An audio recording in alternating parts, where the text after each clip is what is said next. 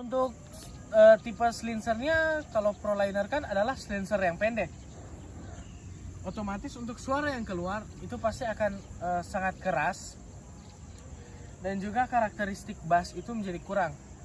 Berbanding terbalik dengan kalian menggunakan knalpot seperti ini yang silencernya panjang, suaranya menjadi menjadi lebih bulat dan juga ngebass dan tidak terdengar terlalu berisik.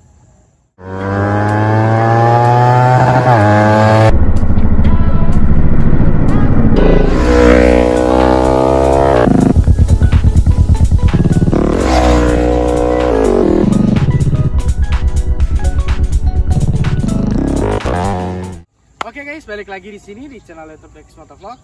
Pada kesempatan kali ini saya akan memberitahu atau sedikit mereview kepada kalian tentang pemilihan knalpot racing.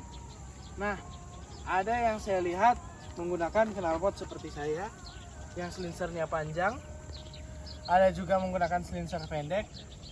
Sebenarnya apa sih fungsional dari perubahan knalpot dan bentuk-bentuknya? Oke, lanjut kepada hal yang pertama.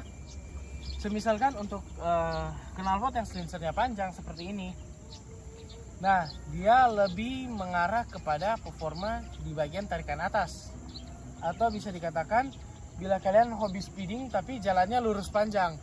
Tapi kalau semisalkan di daerah kalian banyak tikungan-tikungan pendek,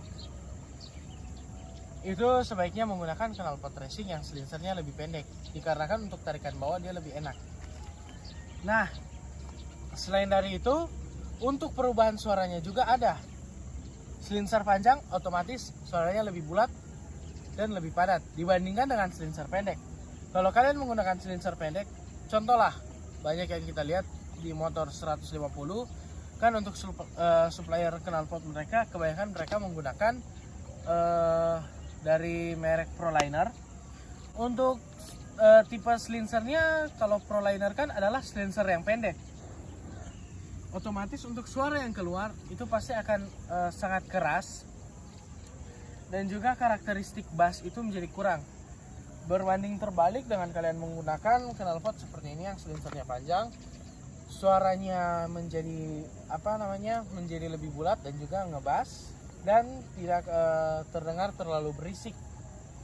Oke, sekarang kita akan bahas di bagian agak sedikit ke depan, bagian sini, atau bisa dikatakan inlet dari knalpot.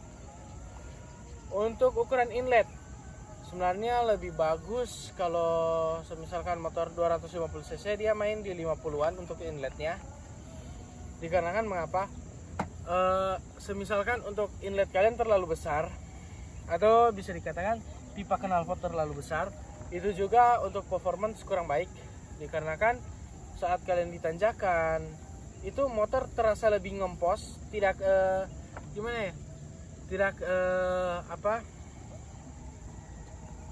untuk tarikannya tidak terlalu berasa untuk tarikan bawah di posisi naik gunung. Beda dengan kalau kalian menggunakan inlet yang di 50-an, dia tarikan bawahnya di tanjakan lebih berasa dibandingkan inlet yang besar. Nah, jadi kembali lagi kepada kalian, kebutuhan kalian bagaimana, di daerah kalian seperti apa. Semisalkan kalau daerah kalian memerlukan knalpot yang silencer pendek, untuk inletnya tidak terlalu besar, dikarenakan banyak tikungan-tikungan pendek dan juga posisinya naik gunung. Nah, kalau semisalkan itu lebih baik menggunakan knalpot, maksud saya untuk knalpot yang inletnya kecil dan juga silencernya pendek. Tapi kalau saya biasa rute yang saya lalui seperti yang saya katakan tadi. Tapi mengapa saya memilih knalpot ini? Karena satu, saya tidak terlalu suka untuk suara yang terlalu berisik. Semisalkan dari posisi kalian masih dari dalam kota, kalian baru mau jalan, tapi untuk suara knalpot kalian terlalu berisik, otomatis kan banyak yang melihat kalian. Intinya kalian menjadi pusat perhatian, entah menjadi pusat perhatian secara baik maksudnya, atau menjadi pusat perhatian karena orang merasa risih dengan suara knalpot kalian. Maka dari itu saya lebih memilih knalpot yang silencernya panjang. Dan juga sudah banyak di video-video saya yang sudah kalian dengar. Untuk suara dari knalpot tersebut sangat enak, tidak terlalu ribut atau bisa dikatakan tidak terlalu keras. Dan juga kalau berbicara knalpot tidak afdol juga kalau tidak dengan header. Nah, untuk header saya menggunakan buatan R9 tapi full titanium blue. Oke. Mengapa saya menggunakan titanium bukan stainless saja?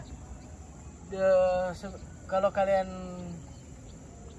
coba untuk memegang antara bahan stainless dengan titanium, meskipun titanium lebih tipis, tapi untuk kekuatan sama atau bahkan masih titanium yang lebih kuat daripada stainless yang lebih tebal.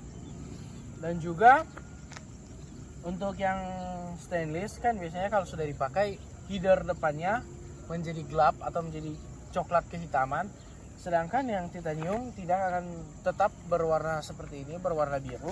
Itu yang saya suka. Tapi untuk masalah harga, titanium jauh di atas daripada stainless. Untuk headernya sendiri yang saya dapat kemarin 7,5 juta. Tapi kalau misalkan menggunakan header stainless, paling untuk harganya ada di 2 jutaan. Itu untuk header baru. Tapi kalau misalkan header second, biasa ada di angka 1,5 lah, seperti itu.